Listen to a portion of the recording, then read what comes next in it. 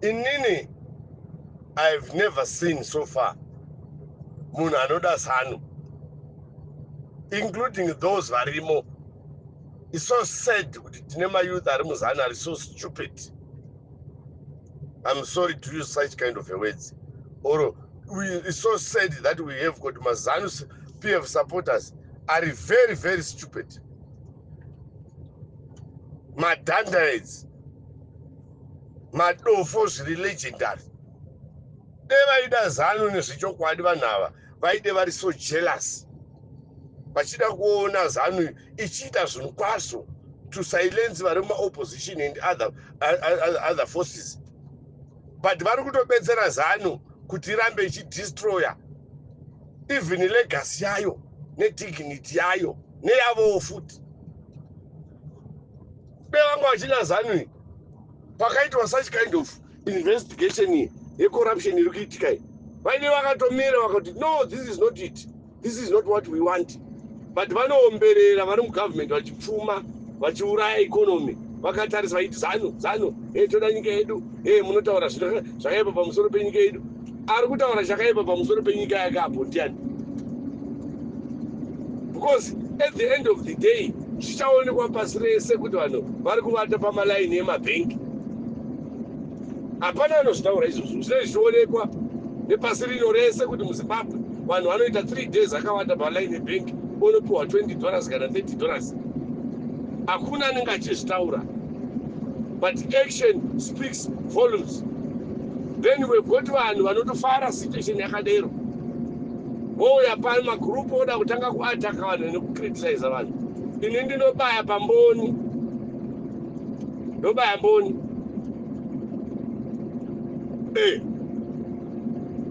Tine vanhu vanoda ZANU chaivo, vanoda ZANU semadigwa yakanga ichidwa ZANU kuma70s 80s nevanhu vachisacrifice life. We are not going to have one very stupid beautiful people vanosapota hurumende ichikanganisa nekudestroya nyika vakatarisa. Ndosaka ichizotaura kuti much of the people vanongoti bwano vane mahure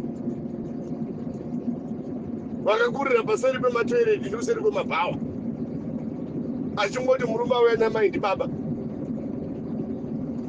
Hakuna munhu ane normal, pfungwa dziri normal unosapota kudhakwa, political party ichikanganisa economy ichiirodewa mudrain. Wakatarisa kuti uri muyuti weZANU uri kubenefita chii? Hapana. Tikaenda mushopu chingwa same price, benefit yavakangowana tumapisi tuviri twechicken nechitishet nekutakugwa nemabhazi vachinhuhirana mitundo. That's the only benefit. Ende uchaungamubvunza kuti ari nani, chii chaari nani yekudarika isu vamwe tose maopposition? Hapana. We go to the same hospitals zisina mushonga, we use the same roads zine mapoto. Mota yemuZANU ikarova poto inongopocha, hapana shopu inotengeserwa munhu weZANU kuti tenga maspace ako akachipa. Hapana. Poto rinobheura neweZANU vacho vari kufawo futi.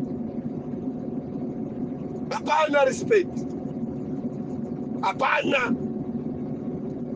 Vanhu vanotoda nyika yavo, vanhu vari muopposition. Ndokwandogona kutoona kuti opposition kuti vanhu vanoda nyika yavo, because people vari muopposition they want the best for the country. This is the reason why vachitora nekudonongodza zvese zviri kutikundikwa nehurumende yembavhai. But maZANU PF beautiful idiots vanenge vachingosapota nekurova bembera ZANU PF iri kutonga, ZANU PF iwe uchivata pasi. Hauna kana account, hautozivi chinonzi ATM, hautoziviwo kurara kana muhotera. Kuchipatara kwaunoenda hakuna mushonga, vana vako you cannot even pay fees. Paunogara masweji ndo paanoputika, magetsi anoenda nekumba kwako. Nhamo inhamo, pendi chaiyo unenge usina. Tora vanhu veZANU paona Jauri mubvunze kuti pendi inoita mari. Jauri akatanga kupengera pendi aku South Africa dzema 25 rand zvaanotenga mumaravastatu ndokuti atanga kutopfekawo pendi. Toothbrush yaakatenga achipinda muSouth Africa ndo yaanayo. Toothbrush inofanira kuita 3 months, haufaniri kuita more than 3 months uine toothbrush one. But we have got so much very stupid people who doesn't understand. Bani ringotonga, bani ringotonga uchikutumira papicture yemunhu mumwe chete. Baba vako chaiwo kuti umbotisirawo baba vako papicture. Wa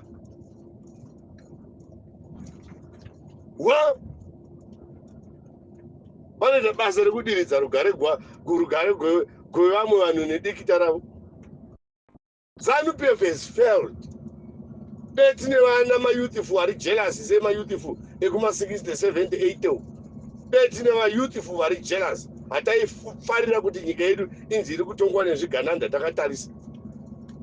Iwe ndiwo usina basa, ndiwo usina pekugara, ndiwo uri uchipazikwa, ndiwo une nhamo, ndiwo unoenda kuma-common hospitals, ndiwo une mwana ari kudzidza maklasi akakreka. Ndiwo bwano vana shona havaoni panapa.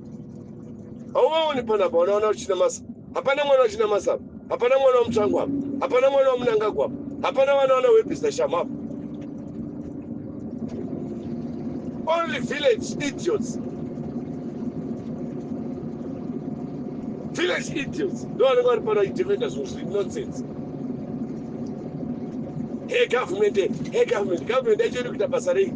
don't even know even your duties. You don't even know why you exist.